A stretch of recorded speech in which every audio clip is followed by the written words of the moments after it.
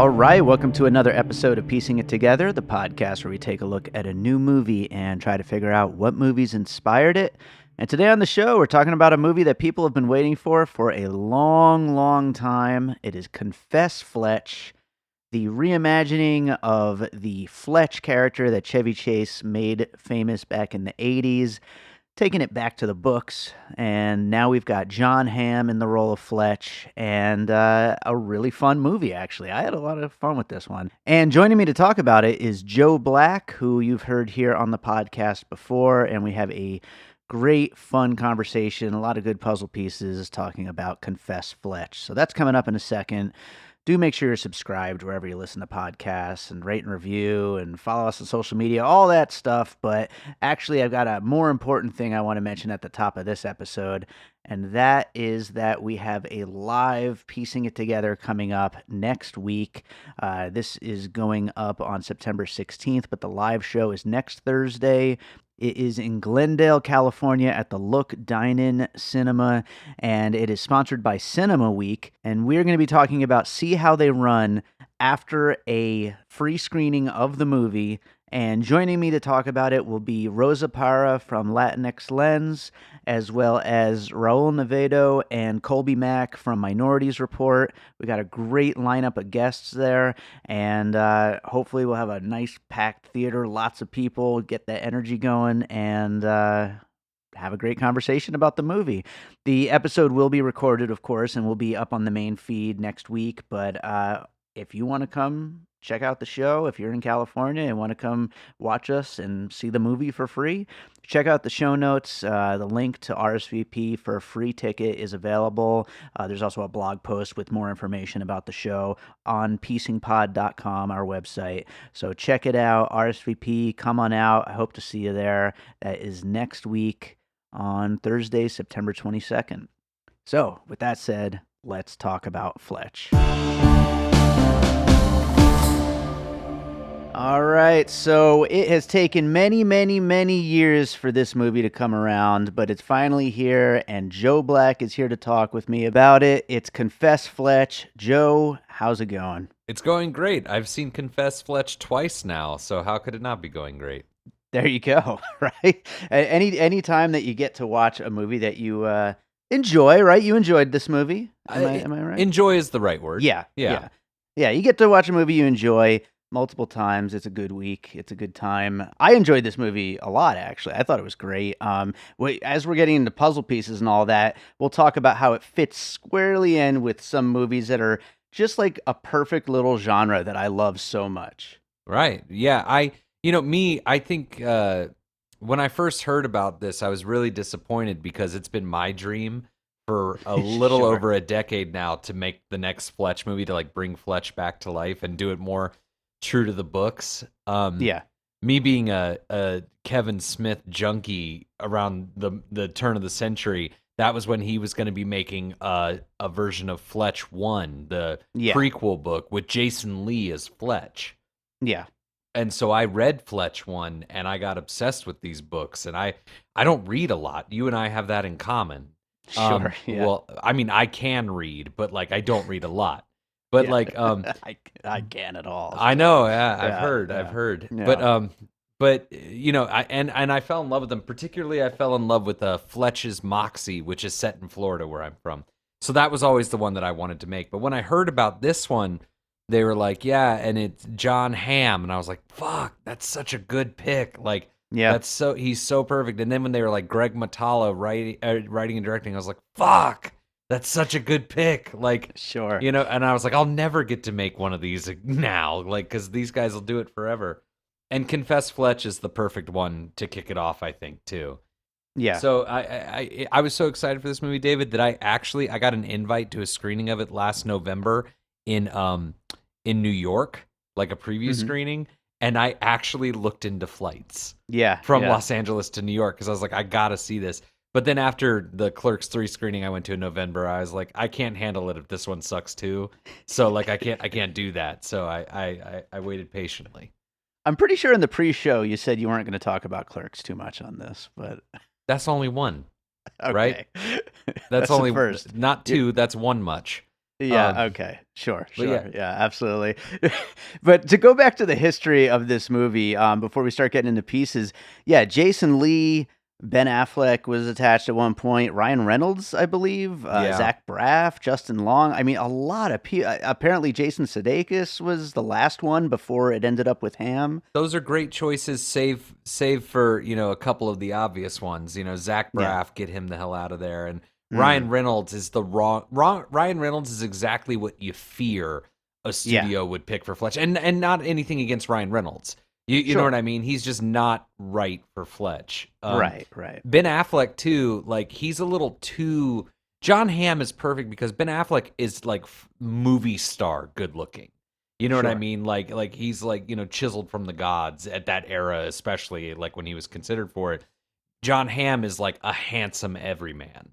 You know what I Sure. mean? And that's what Yeah. Fletch needs. Fletch needs to be handsome, but not handsome enough where he can actually coast on his good looks. Right. And it's nice to see that this worked out and ended up being good because John Hamm has been trying so hard to get like a comedy under his belt, and it remains to be seen if people are going to actually watch this movie or care or anything. But I mean, we're recording this before it actually comes out, and so far early reviews are good, and he's a really funny guy, and he just hasn't had the right opportunities yet. So I'm hoping that this connects for him. Oh, me too. I went to I did get to see this movie fairly early. I saw it way back in the beginning of April. I went to a screening here in LA that was for the producers and the executives at Miramax. Mhm. And John Hamm and Greg Mottola came out and talked beforehand, and I actually got to talk with both of them afterward, and I told John Hamm like he fucking nailed it. You know what I mean? He Yeah. really did. He really nailed it. There's one line of his in this that I would have cut out if I were them, but that's me. It's Mm. where he's like, "Yeah, but I'm adorable." It's like, ugh, like no, Fletch wouldn't do that. But he really did. He nailed it. He could play this character forever, as far as I'm concerned. Yeah. Well, let's start getting into some puzzle pieces, and we'll talk about everything that we liked and didn't like along the way. But what do you have for your first piece? Okay, so my first piece, it's going to be a TV show. And I think that you even agreed with this. I was telling this to people that this movie actually feels more like a pilot for a Mhm. show. You know Yeah. what I mean? And I mean that in a great way. And so my first piece is Columbo, Okay. which and anybody who listened to the Natasha Hall episode knows that I'm a big Columbo fan. Sure. And the reason why that comes to mind for me is that Columbo is a detective who never lets you in on how much he actually knows. Yeah. Yeah. That's his whole thing. He plays kind of the fool, and that's what Fletch does quite a bit. More so in the book than the movie. Actually, watching it the second time, one of the things I found myself wishing was that the movie, at the end especially, kind of played more into the fact that Fletch was one ahead of the game and was letting people figure it out for themselves. Sure. You know what I Yeah. mean? That he helped the detectives actually figure it out. That you know what I mean? Because he had this ulterior motive. You know what I'm saying? Like, Sure. but Absolutely. but yeah, he and Columbo both have that like aloof kind of quality where like you don't suspect just how brilliant they actually are. Yeah.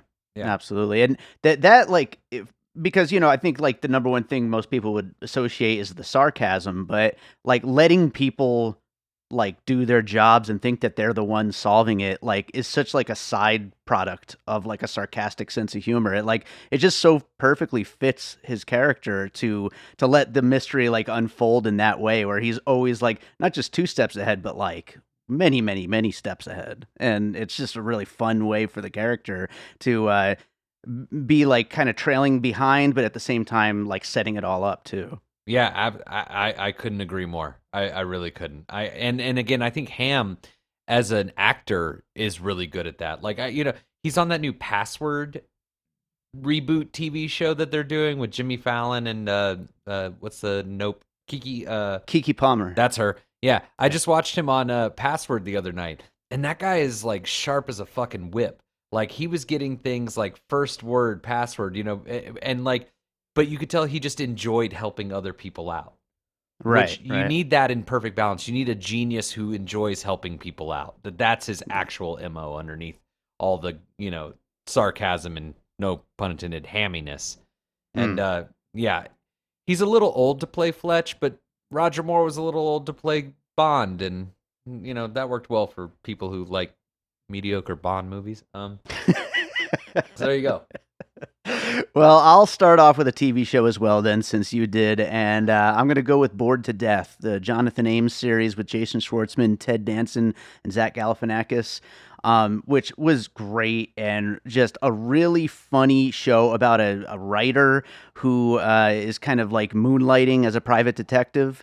And it has that similar sense of humor. It's got the mix of like the high society art worlds and crime and mystery, comedy, all mixing together. Schwartzman's character, who is the lead of the show, he's more dorky than a Fletch. But if you were to kind of combine the sensibilities of all three leads, you kind of almost get to a Fletch-like character. So you get little bits and pieces, especially Schwartzman and Ted Danson. Zach Galifianakis is like the wild card there, but of those two, you kind of build up to what Hamm is doing here in his take on the Fletch character. I remember wanting to watch that show when it was happening.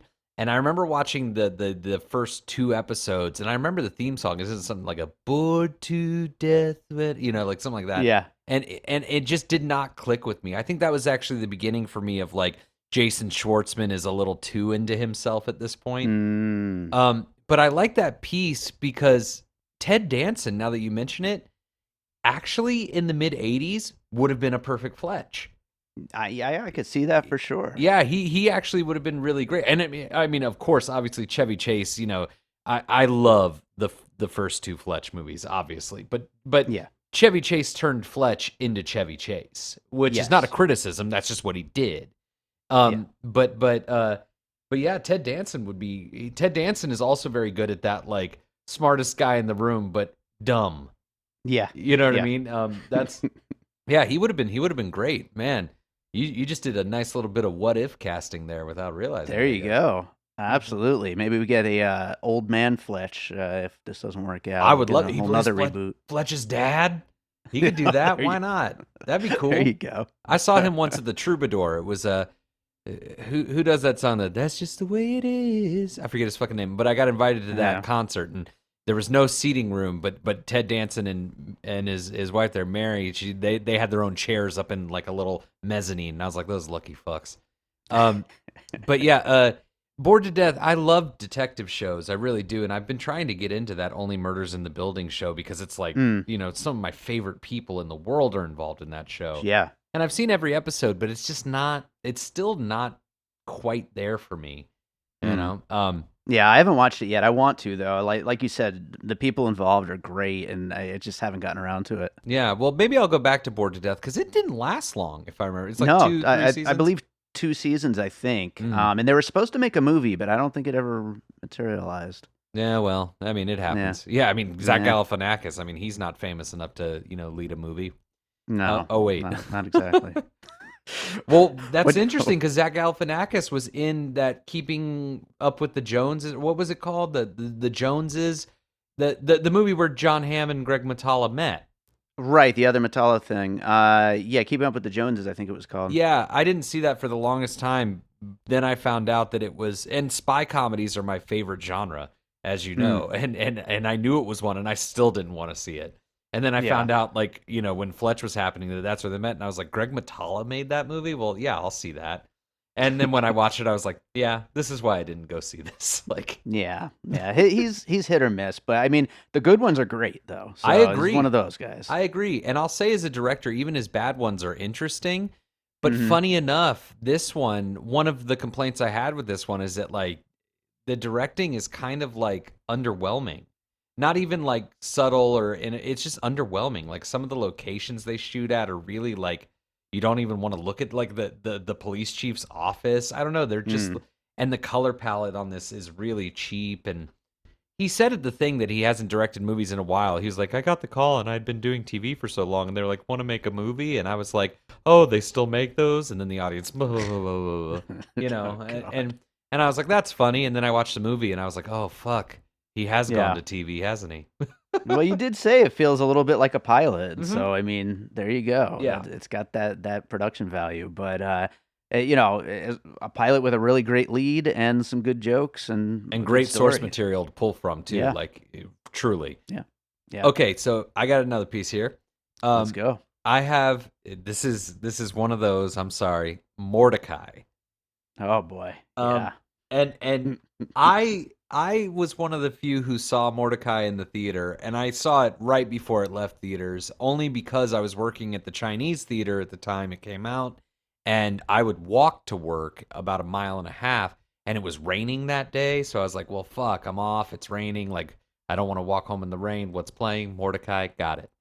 And I liked it. I thought it was cute. You know what I mean? It didn't blow me away, but I thought it was cute, and I even recommended it to my parents, and they loved it or whatever.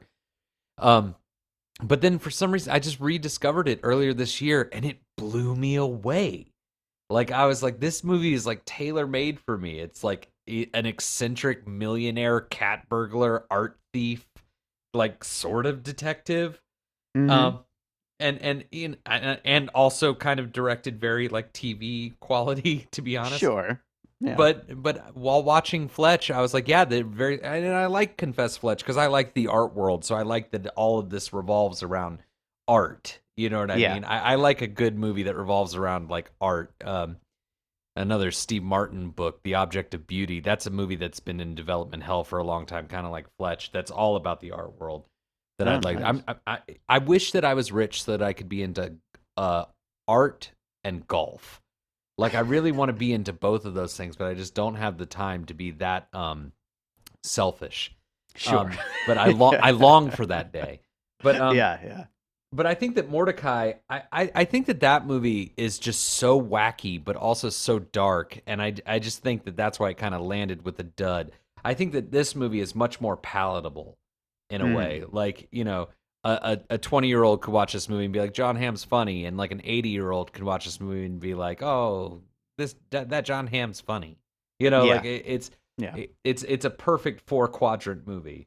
Yeah, it's funny, when I was watching it, I was thinking to myself, like, this feels like the kind of movie you watch at like 11 a.m. at the movie theater, and like there's a couple of like 80-year-olds in the front row, and they're like cracking up, Absolutely, like, on a weekday. It's that movie. Yeah, on a weekday. 11 a.m. on a weekday. Somebody described the Crawdad movie like this. It's like the kind of movie that your grandma who sees 3 movies a year is going to think is a masterpiece.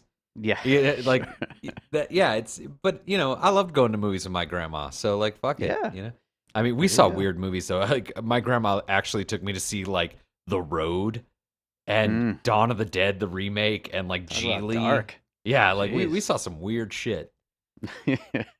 Well, I will stand up for your Mordecai. I saw it in the theater too. I liked it at the time, and I remember leaving the theater, I was like, that was pretty funny. Like, it wasn't great, but it was funny. And then everyone was like, this is the worst movie of the entire year. And I was like, oh, all right. I guess I won't recommend it to anybody. Welcome to my life, David. No, I didn't know you kind of liked that movie enough that you enjoyed. That's wonderful. I recommended it to another buddy of mine who had not seen it after I rediscovered it here. And he ended up watching it like a month or two later. He's like, dude, I can't thank you enough. He's like, that's my shit. Like, because it's a dark movie. It's like got some fucked up humor in it. And it's almost like the people who watch Confess Fletch were like, what if we made a movie like that people won't hate? Yeah. And, interesting plan. Yeah, it's brilliant in a way. Wow. Who would have thought? Well, I'll go to another piece. I'm sure you'll have plenty to say about this one, because I know you have mixed feelings on the work of Shane Black. Yeah. But I'm going to combine both Kiss Kiss Bang Bang and The Nice Guys. I mean, this is just squarely in that kind of genre, the mystery, the sarcastic, quippy, kind of snappy dialogue, constantly joking protagonists who, even if it's completely unnecessary, even if there's no one else in the room, they're still making jokes the entire time. In the case of Kiss Kiss Bang Bang, it's also a guy who's not a detective who ends up just having to be one in this particular situation. So you get that connection as well. But we haven't had a Shane Black thing in a while now. He got sidetracked with Predator, and now I don't know what he's doing exactly, but it kind of felt like coming back to those two movies. Yeah. Oh no. And when I saw Kiss Kiss Bang Bang back in what, 2005, I guess. Yeah. I remember thinking, ooh, Shane Black could do Fletch. Like if not me, at least him. But but and I know Shane a little bit here, so I gotta kind of like watch what I say, not to be misunderstood, because I do like both of the movies you just mentioned. I do. Yeah. But I should, and I hate using that word, but I have to. I should love both of those movies the way that Right. you do. Right. Shane gave me the script for The Nice Guys about 3 or 4 months before it came out, and I read that script, and I like actually laughed out loud reading the script. And when I Yeah. saw the trailer, I was like, "Oh my god!" Like it's one of those trailers that you're like, "What the fuck? What do you mean it's not out right now? What do you mean I gotta Yeah. wait?" And then when I saw it, I remember feeling like the directing, like everything felt rushed. The comedic timing felt off because I don't think that Ryan Gosling has any comedic timing whatsoever. And Mm. the action scenes themselves, I remember they were just very kind of flat to me. There's a beautiful segment in The Nice Guys where Margaret Qualley is talking about the porn film that she made and how in it there's a message in it, and that all the sex stuff that's surrounding it is just to get people in the fucking theater. Sure. And here's the thing that like it's Shane's cynicism that I think is his is what makes him, and it's also what's his undoing, in my opinion. Because when I read that in the script, I was like, holy fuck, that's so dope. That's art pop. That's what I'm all about. You know what I mean? And then when I watch her read it in the movie, I'm like, oh, he's joking. Like, oh, he thinks that she's dumb. You know what I mean? And I think that the problem with The Nice Guys, other than on the technical side of things, is that the ending, wouldn't it be great if you actually the ending is just kind of fucked up. Like the ending is just kind of like, well, whatever. And they kill the killer bee at the end, and there's still something to that I haven't quite figured out. But like it just kind of has like a downer ending, and that's what my friend Vincent, who liked Mordecai, loved about that movie. And I get it. I get why people love it. I want to love it. I watch it all the time, but I think that I don't know. There's too much in it that I can't rock and roll with. But Well, let's just say Ryan Gosling hilarious in that movie, and in what movie? in The Nice Guys. No, David, I can't Yep. say it. If you had read that rim shot joke, if you had read that joke in the script, and then to see him no. I will say this: he's funnier in The Nice Guys than he is in La La Land. There's a moment in La La Land where he first walks into his hotel or his apartment, and he looks off camera, and he's supposed to see something that startles him. And the way that he like jumps, I was like, "What the fuck was that?" I was confused for a good 45 seconds because I was like, "What did he just do?" Oh, that was supposed to be him startled. What the fuck is this guy People doing? had a really visceral reactions to La La Land, though. Visceral. It's like people hate that movie. It's a piece I of don't know. shit. Well, see what I mean? I'm right there. But I liked it. I thought it was good. Whatever it is, Damien Chazelle does not have it. I will die on that hill. Actually, I won't die on that hill. I will successfully slay him on that hill. Jeez. That's good. That's a good metaphor. I like it. What do you have for your next piece? Okay, so this next piece is going to be kind of funky because it simultaneously points out what I like about this new Fletch movie and what I don't like about this new Fletch movie. Which and that piece is Clue. Sure. Which is that's an interesting movie because, that's another movie that like I want to love. And I just rewatched it for the first time in at least a decade. I just rewatched it like a week ago. And I enjoy the movie, but I don't think it's funny. I don't think that the jokes actually land, but it's an enjoyable watch. But as you know, that movie has, the multiple endings. And back when it came out in 85, you never knew what ending you were going to get when you went to go see it. Like that was John Landis's idea. He was the producer on it. He was supposed to make it for the longest time, but he was contractually obligated to do Spies Like Us by the time it got around. Anyways, he was like, it'll be fun, like if people go and there are different endings, so nobody quite knows how to spoil it or anything. But when you watch all three of the endings, only one of them is actually satisfying. You know what I mean? Right. Like, because in one ending it's Miss Peacock, in one ending it's Miss Scarlet, and then in one ending they do the Murder on the Orient Express, where it was all of them. And not only was it all of them, but it turns out that Tim Curry was actually the bad guy all along. Right. And like that's a really satisfying finale. The other two, we just don't, we're not invested enough in them or their reasoning for it to have any impact or to feel Well, they're kind of climactic. afterthoughts anyway. Right, exactly. So the only one that makes sense is all these characters who we do or do not care about equally are all just like fucked up and ridiculous. You know what I mean? Like Yeah. that's a good ending.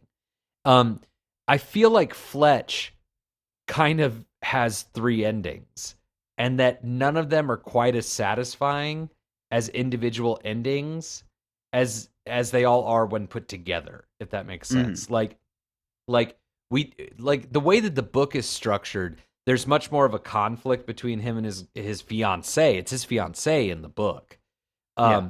Like the guy who he's renting the house from is actually staying with her, like, or is like visiting her at one point, like in Italy and stuff. There's just a lot going on. So like Yeah. them breaking up at the end of this doesn't have the same oomph. You know what I mean? Right. And the Kyle MacLachlan thing, the way that like they just kind of shoehorn in his like financial problems in the final scene with him, Hmm. we kind of find out about his financial problems after the fact. That also Sure. kind of like it does. They didn't really do the greatest job of stakes. You know Right. what I mean? This movie actually just feels like an introduction to the character and the way Right. that he operates. Yeah. And that's fine. That also might be why it lends itself to more of a TV quality. You know Yeah. what I mean? This is about Fletch, not the actual story. So Right. much like Clue is about like the game and not about the story. It feels like if they had had a chance to do a first John Hamm Fletch and then get to this one, it might have ended up being a better story overall. I agree. I agree. This one actually, that's why I was excited because this Fletch is pretty visual. You know what I mean? And in the book, it's funny. I remember when I saw the movie, I hadn't read the book in so long that I was like, that's actually pretty close from what I can remember. You know what I mean? Like Mhm. that's actually.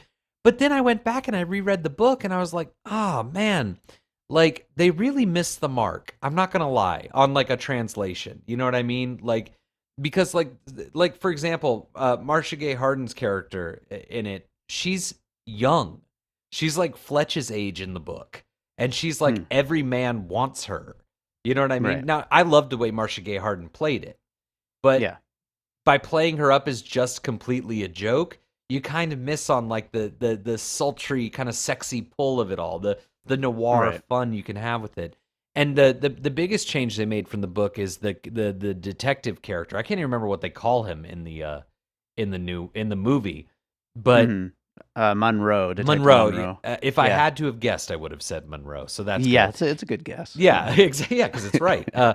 Not only the character, but the actor. I just find them to both be kind of like there's no charisma to it. You know what I mean? There's a way Mm. to do that character.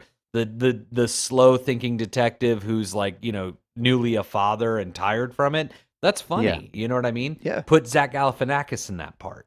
You, Mm. you know what I mean? But this guy just didn't bring the oomph. And in the book, that character, Flynn, was so successful and so cool that he got his own spin-off series. Flynn was Right, like I've this heard that. hard-boiled Irish inspector who like knew everything. He's even smarter than Fletch, but kind of lazy and wants Fletch just to figure it out for himself. You know I'm what I surprised mean? they didn't give John Slattery that role since they got the little Mad Men reunion going on here. Right. Well, but I asked Greg Mottola afterward. I was like, "Hey, I'm just curious. Why did you change Flynn? Why did you do that?" I didn't tell him because like this new character fucking sucks, but I was like, "I'm just curious." And he told me that like it was a rights issue and that they couldn't get the rights to the character of Flynn. Probably because of the spinoffs, huh? Right, exactly, which is cool. Yeah. That's fine. I understand that. You know what I mean? I've made enough movies now to where I understand the difference between a compromise and a solution. And Mm.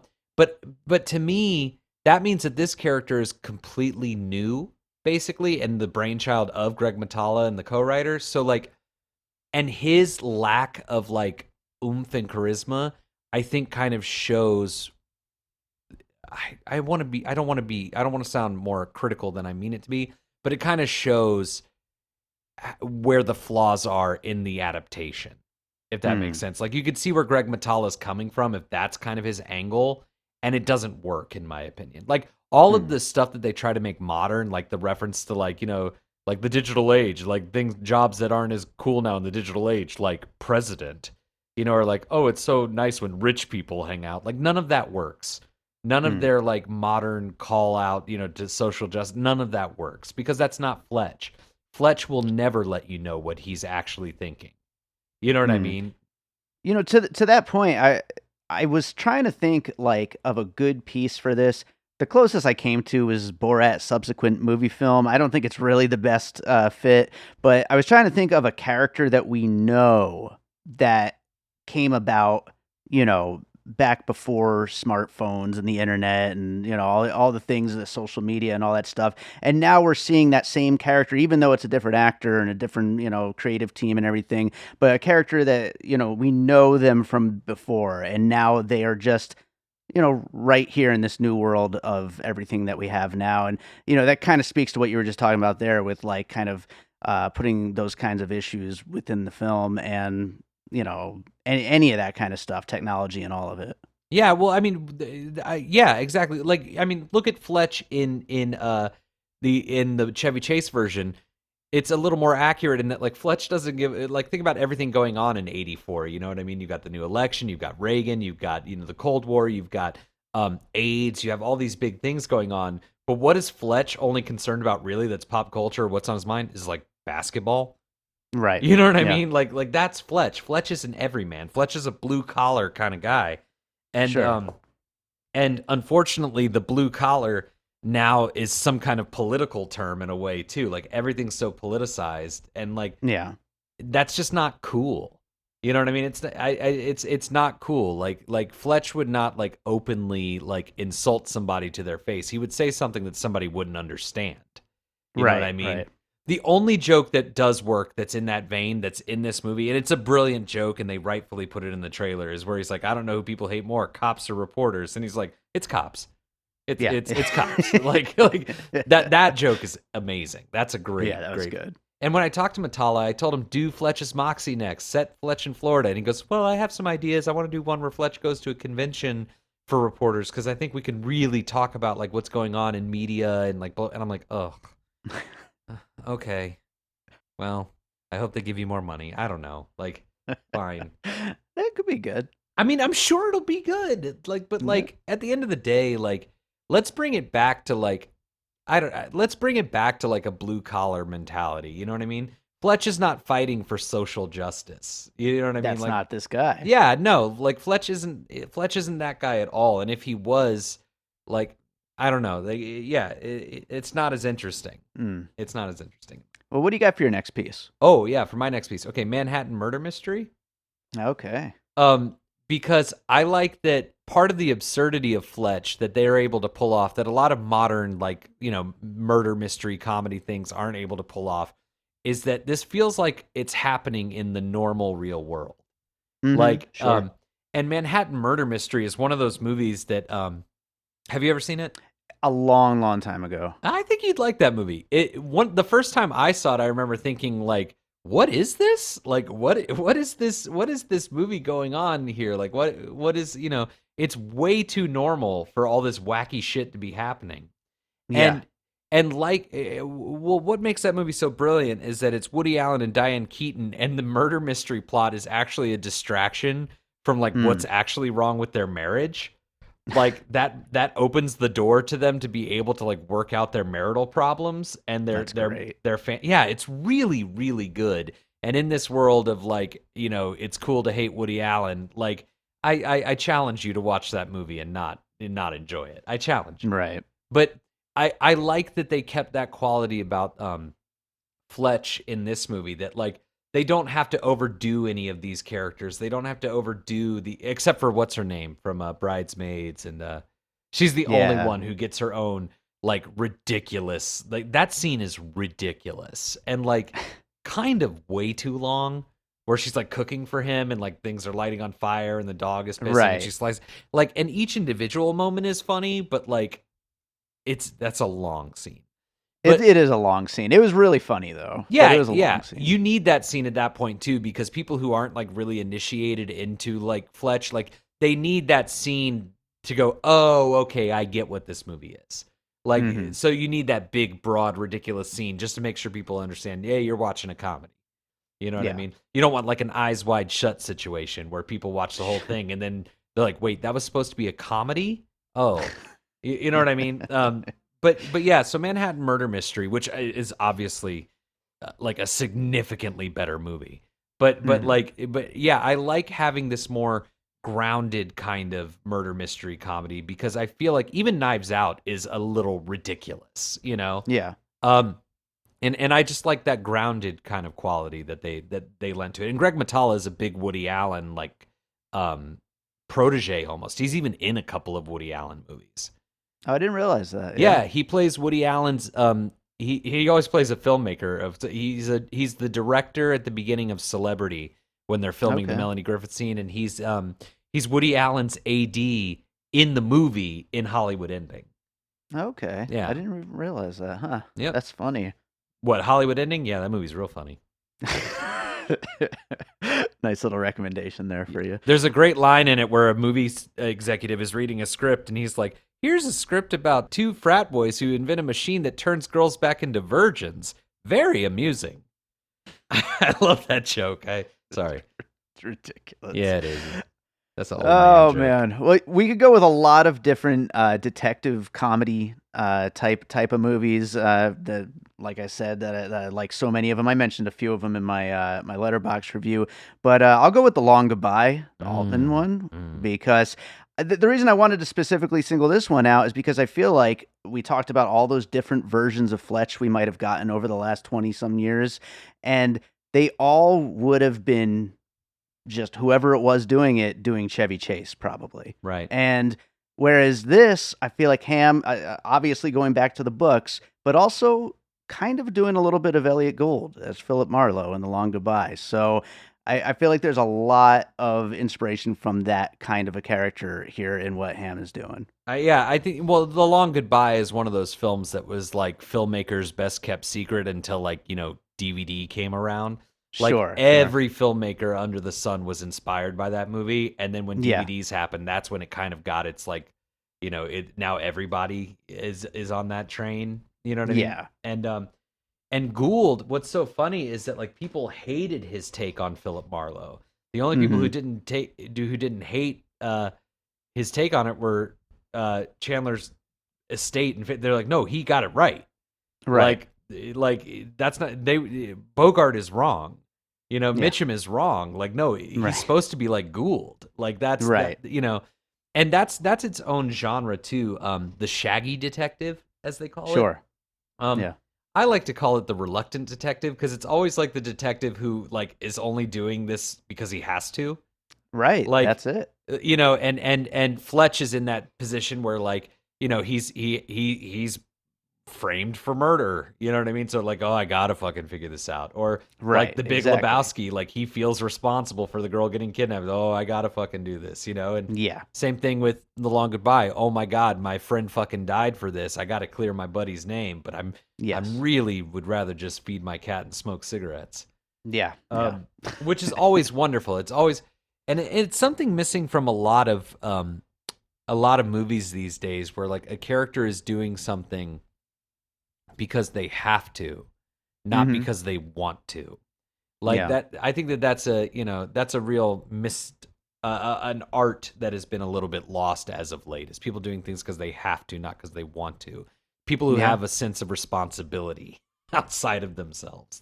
That's an interesting way to look at it for sure. Yeah, I like that you brought it up. The shaggy detective genre is a well that still has lots of fresh water to draw from, especially in movies. So absolutely. I got another one. What do you got next? Yeah, I can't believe you didn't say this one yet. I was saving it for you, but fuck you. You took too long. Your favorite movie of a couple years, Kid Detective. Yeah, absolutely. And speaking of that particular subgenre, that fits in perfectly. Absolutely, yeah. And I really like the Kid Detective a lot, like a whole lot. And it has the same. It's interesting because I feel like on a quality level, it's got similar problems that Confess Fletch has, but I like it more because what it does right, it does better, and what it does wrong, it does worse. And I like that because that means that they're doing something new. whether it's Yeah. new for them or new for us. They're trying to do something new the whole time, and some of it's going to work, some of it's not. And like Fletch in this, I like that this book, Fletch is like kind of, this is where he's in the in-between, where he's like, I'm not a reporter anymore, I'm not an investigator anymore. I'm literally just trying to like marry this super hot Italian chick and like, just Italian Anna de Armas. Oh man, yeah. Yeah. We've already discussed how I feel about the actress chosen for this movie. Yes. But but yeah. And what I like about the kid detective is that he's kind of in his own, like, he's like not really doing it anymore. He's just, you know what I mean? He can just coast if he really wanted to. Like, he doesn't give a shit anymore. And why I like the kid detective more is because that case kind of reinvigorates him into what he did, and he finds purpose again. He kind of accidentally stumbles upon like his biggest mistake and is able to overcome it. Like, that's just great writing. I also really respect that the kid detective does not. It's kind of it's one of my favorite things in a movie, and it's one of the things that I feel like I've been trying to do to varying degrees of success. But it's like, that's the hook for the movie. He was Encyclopedia Brown, but now he's 30. That's it's a great premise, but like, that's not the movie. You know what I mean? The movie is right. The movie is about Arrested Development. The movie is about pain of and regret and failure and fear of further pain, regret, and failure. And it's pretty powerful in that way. And so like the idea is just the hook. It's not the gimmick. You know what I mean? And I think that Confess Fletch does a good job of that too, where it's like, the quirky, funny detective. That's not the movie. You know what I mean? It's a movie.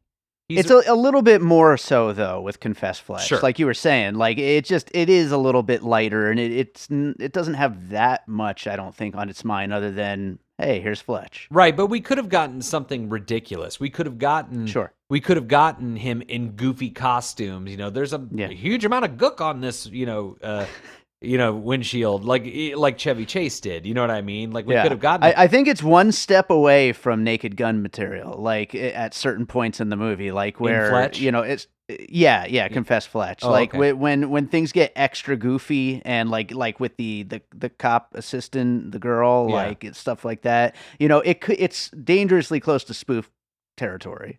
Yeah, that's another thing. That character in the book is a man as well, and he doesn't really have as much to do. They made some really weird changes. Like in the book, his fiance's father is dead. Like, she stayed in Italy because of the funeral. You know what I mean? Like they made odd changes, and none of the changes are as like strong of choice as the choice made in the book. Like that's I wonder if it's to simplify because of like smaller budgets or stuff like that. Like I honestly, I couldn't tell you. I think Mottola was actually trying to skew this more towards something to be streamed and potentially turned into like a show or a series of low budget movies, which may be the goal. So like you say, to simplify it, if you don't have a complex world around him, then you can just make it about Fletch. Yeah. And sure, whatever. I like Fletch, so fine, do that, I guess. Yeah. I do have to say here though that I've skirted around it a little bit with you, but like Fletch Lives is actually still by far my favorite Fletch movie. Yeah. You know what I mean? It's written by McDonald. It's actually written by him, and it shows. And while it is aged poorly, there are some certain jokes in that film that you're like, even I'm not very sensitive to certain things like that. Even I'm like, like, woo. Maybe not make that pick a bale of cotton joke right there, Fletch. Maybe don't do that. But I think that story, as far as how it unfolds in a cinematic way, I'd like them to take a chapter out of that book, if you will. Like, it's funny because that movie's not based on a book, but like just how he structured a Fletch story for the screen. You know what I mean? It has like a good amount of twists and turns. It has a good amount of intrigue, and this movie kind of loses that a little. Like with the kids who he hires to spray paint his van, In the Yeah. book, it's a little more menacing. Like, we don't know what Fletch is up to, and he has to like drop it. He drops off the van at a garage, and he pretends to be a plumber and wants it painted all black. And like, you don't really know what Fletch is up to. And in this Right. one, you don't really know what he's up to either. But the tone of the movie kind of makes you not care. Yeah. Like Yeah. you're just kind of. By the way, can we use ambulance as a puzzle piece here, since we got basically the same thing earlier this year? God bless you. Yeah. Yeah. Of course, Let's do that's it. fine. I mean, if we want to start using that as a puzzle piece for every episode we do together instead of Cop Out, I mean, I'm down. That's a fair trade, you know. Yeah, absolutely. Because my next piece was Cop Out. I'm just kidding, it wasn't. Yeah. How did I not make that a piece for this movie? Yeah, no, but like the tone of this movie, to say you don't care is not the right way to put it. I guess more to say you're just kind of going with it. This movie is a movie you just kind of go with, you know. Yeah.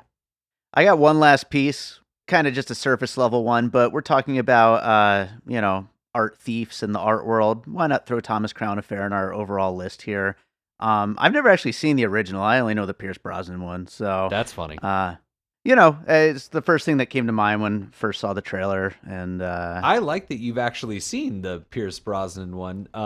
What's wrong with the Pierce Brosnan one? It's great. Nothing's wrong with it. It's just like, not a million people. So, you know what I mean? Like, that's not one that people. I guess not. I prefer the original, if only because I really love Norman Jewison.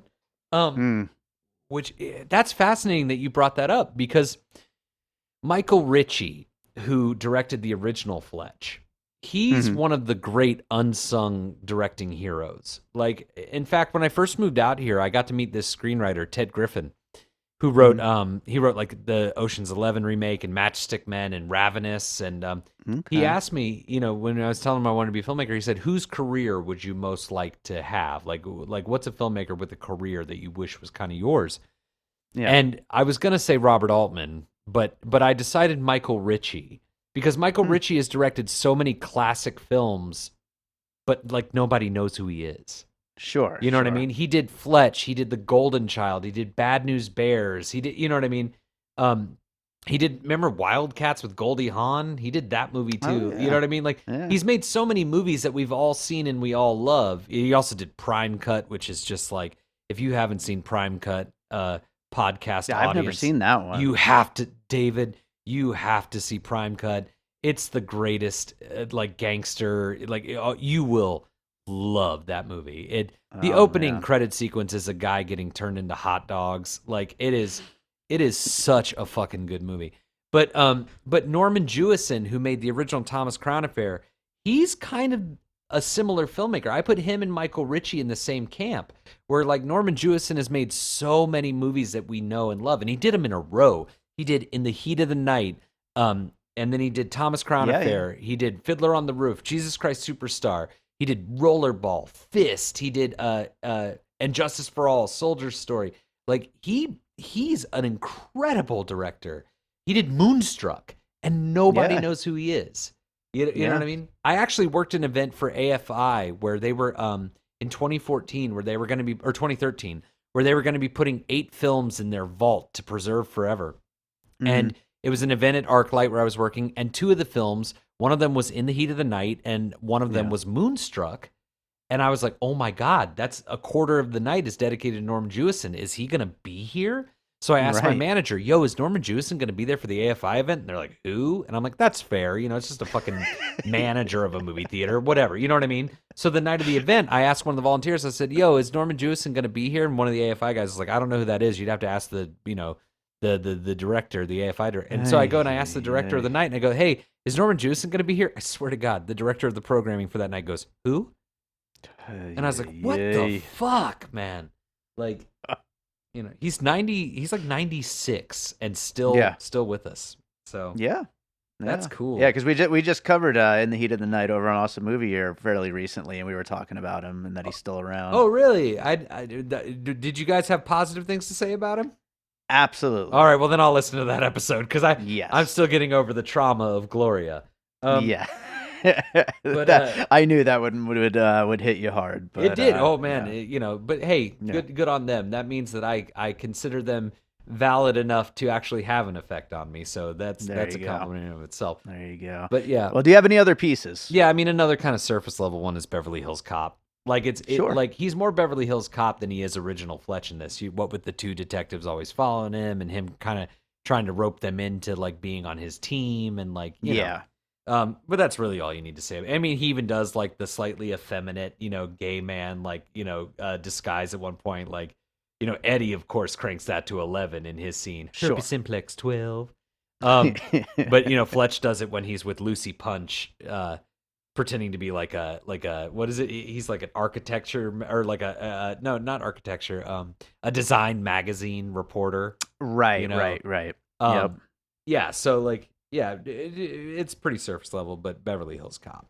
Yeah, no, I think that I mean it's surface level, but I think most people would probably agree with that. I mean, it is kind of the way that things go in this, so it's a good one to include for sure. Yeah. So yeah, are there any closing thoughts that you had about Confess Fletch that we didn't quite get to while going through the puzzle pieces? Yeah, I'm just hoping for like one of those things where like the first one is fine, but then the second one, I really want them to like, okay, we're on board with what you're doing. Now do something.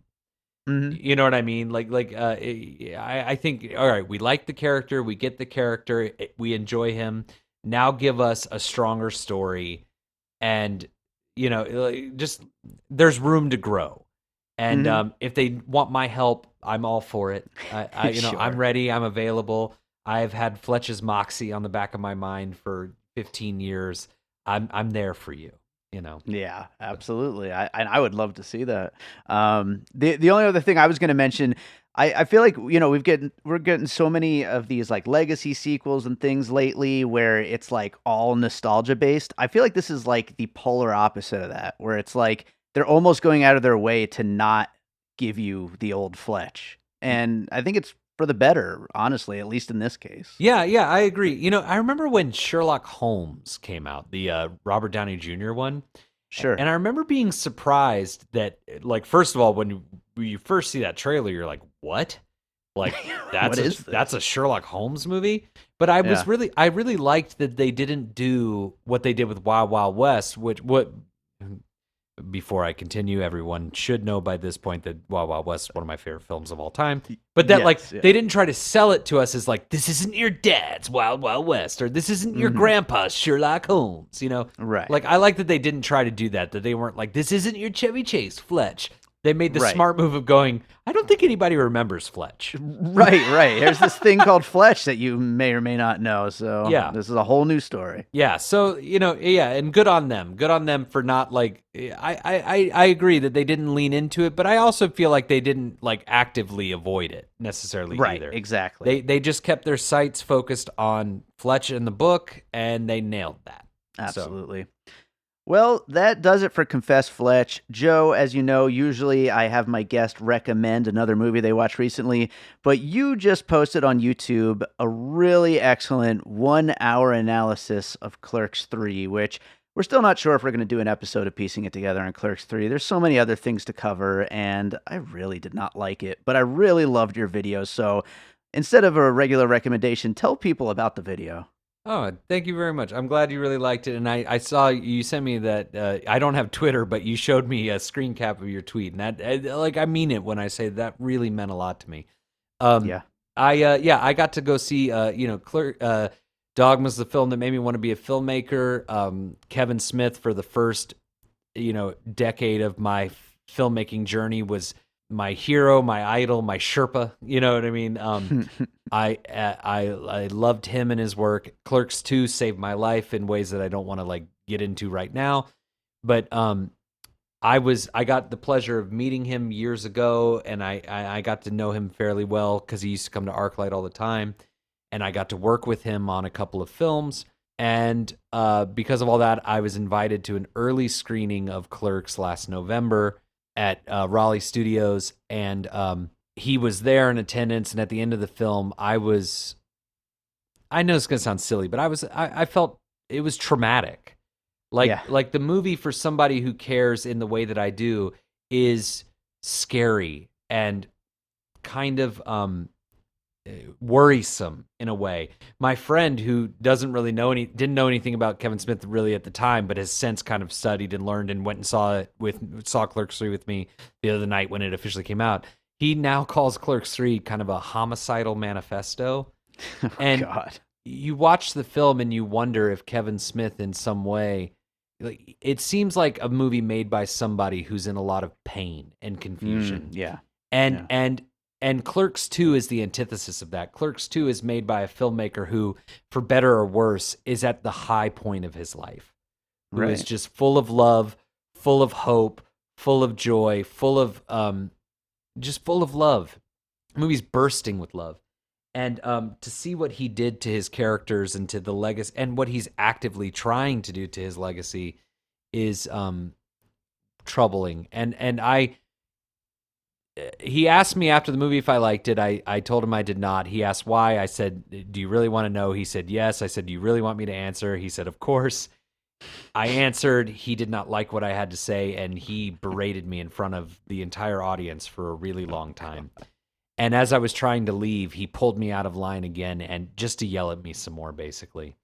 And I asked him if I could. I told him I was feeling very on the spot. I had just seen the movie. I needed to process it. I did not like the situation we were in. And I asked him if I could email him my thoughts. And he said, "Yeah, you fucking do that." That's what he said to me. Yeah. So I wrote a 13-page letter, and I emailed it to him. And I was promptly, his team responded that I was no longer on the roster. And I didn't, it was really fucked up because I had signed an NDA, couldn't say anything about it. And Yeah. so my wife and my friends, they kind of encouraged me to like process what I was going through by making this, thing.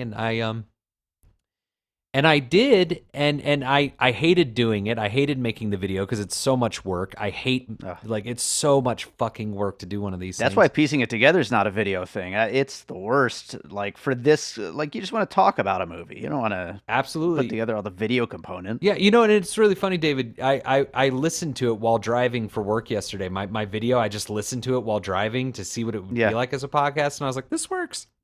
Yeah. But I when I was done with it too, I wasn't even gonna post it. I'm not lying. Like, and because I've been messaging you that I'm going back and forth on even finishing it, and my wife was the one who really was like, no, you have to, like, just do it, like, and.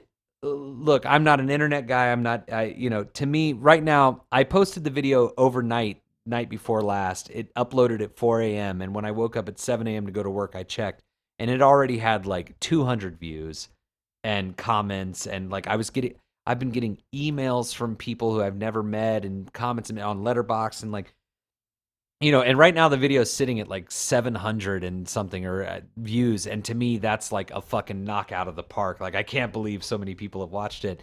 And most of what I've been getting is what I didn't expect is people saying that they had similar experiences watching the film because he's the kind of filmmaker that means something to the people who like his work. You know right. That's exactly why he's amassed his following is because people really deeply connect with his movies. Exactly. And with him, and with him as a person. He was the first filmmaker to break that internet mold. Like he was the one who kind of pioneered being like interacting with your audience through the internet and creating like a space online for your fans to come together. And you know what I mean? Like he was a pioneer of that. And so it's a very personal kind of fandom, as they like to call it. And what I just did not expect was all these people reaching out to me saying that after they saw the film, either at these earlier screenings or at his tour or whatever, that like the movie left them feeling horrible and sad and kind of like traumatized in a way, but they couldn't pinpoint it. And apparently this video, for them at least, offered some kind of like, explanation or reasoning, and that's been really like that's really nice. I'm glad that it wasn't just me like lamenting. And apparently one of them informed me that like, and I've never met this guy, but apparently Kevin Smith did a screening in New Jersey a month after the screening I saw last year. Kevin Smith was talking about me at the screening. That's incredible. Well, I figured this would be a good time to mention the video, especially because this is going to go up the same weekend that, the film is out in the rounds right now. It's doing this untraditional kind of rollout of theaters on like a tour. And so people are finally seeing the movie. And so if they're left feeling kind of a similar way, they should really check out your video. Thank you. I also think that if you maybe just watch the video instead of the movie. I agree, actually. But, people are going to do what they're going to do. It's shorter. So. It's 40 minutes shorter. You don't have to put on your shoes. It costs you nothing. And I break down the entire movie from start to finish. So Yeah.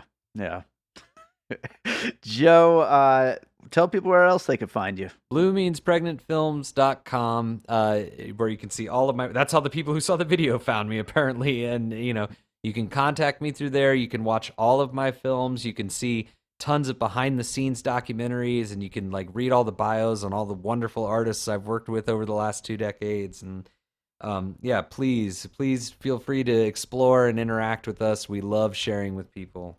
Awesome. Joe, thanks as always for being here. Thank you, David.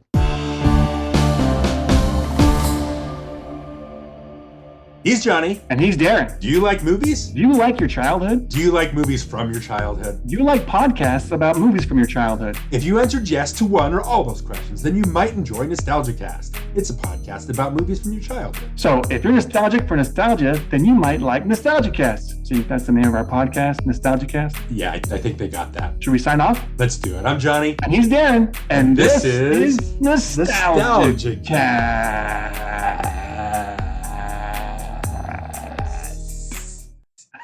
I win. All right, so I hope you enjoyed that conversation about Confess Fletch. Thanks to Joe Black for joining me on that one. We had a lot of fun talking about that movie. And thank you to all you for listening. If you enjoy what we do here on Piecing It Together, make sure you are subscribed. We got a lot more podcasts coming your way, including the live show that I told you about at the top of the show. Don't forget to check the show notes if you are interested in getting a free ticket for that screening in Glendale, California. It's next week, Thursday, September 22nd. Hope to see you there. And, just make sure you're subscribed. Follow us on social media at Piecing Pod, and join our Facebook group, Popcorn and Puzzle Pieces, where we continue the conversation about all the movies we talk about here on the show. So, that does it for today. I'm going to close this out with a piece of music like I always do. And, I don't know, it's kind of hard with comedies to pick a piece of music. Most of my music is all dark and, either dreary or melancholy or whatever, so I don't really have a lot for comedies, but I don't know. I'm just going to go with a track from my self-titled album, David Rosen, that came out in 2020, called Pocketwatch. It's a good one, and I don't know if it really has anything to do with Confess Fletch, but it'll be a good one to go out on. Let's have some fun. Let's enjoy this track, and we'll be back with actually a special episode on Wednesday, and then another special episode on Friday. 3 episodes this week. So lots of podcasts coming your way. We'll talk to you guys soon.